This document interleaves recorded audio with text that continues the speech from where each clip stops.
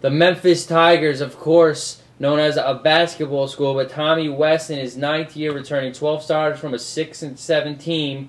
Arkalon Hall, their quarterback, Curtis Steele, 2nd team, Conference USA, and their center, Dominic Riley, who's a junior, is going to lead the way on the offensive line. But Curtis Steele is an amazing player. He's, he had the hard job of replacing D'Angelo Williams, and he's done an admirable job since he's been there. Last year, 1,200 yards rushing, 7 touchdowns.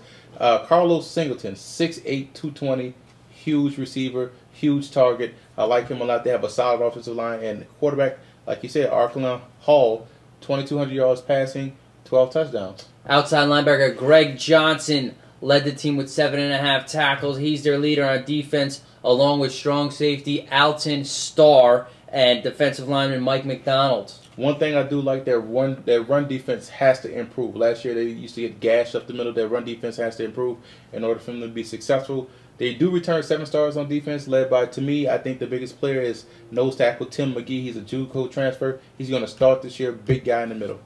Out of conference, they get the annual Ole Miss game at home this year, but they have to travel to Neyland Stadium to play the Tennessee Volunteers, and they're at Middle Tennessee State.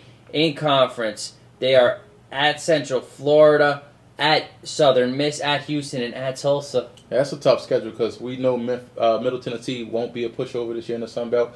And that Mississippi game with Ole Miss and that explosive offense, that could be tough. Mark Snyder entering his 5th year as Marshall Thundering Herd head coach, 4-8 last year, 16 returning starters. Brian Anderson is their quarterback.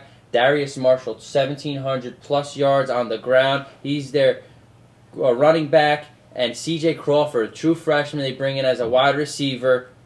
What do you think about the Thunder and Herd? It starts and ends with Marshall. Marshall is the key component that makes that offense run. You have to get the running game going. 5 touchdowns last season. He's a strong runner. You look at that impressive offensive line. They had 3 freshman all-conference players last year on that offensive line. Now they're sophomores, so they're young but experienced and talented. So I like that. C.J. Wood and Ryan Tillman, the sophomores that were freshman team last year. Cody Slate also.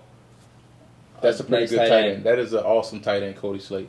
Defense led by 2 seniors. Middle linebacker Mario Harvey led in tackles with 107 and 4.5 sacks, and DN Albert McClelland.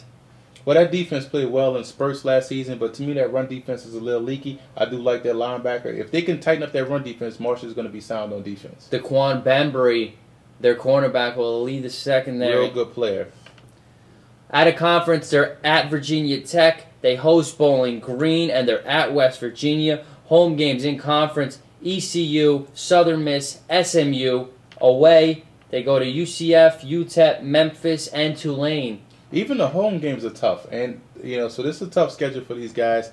If they can get the passing game going to balance out the run, because what teams are going to do, they're just going to stack 8 in the box and try to shut down Darius Marshall. If they can get that run, if they can get the passing game going, then they could be okay. But that schedule is kind of tough. That's the Eastern Division in Conference USA. Stay tuned for a Western Division preview. That's Emery Hunt, the Zarda Playbook. I'm Tyler Merkovich. For more college conference previews, visit footballgameplan.com/NCAA.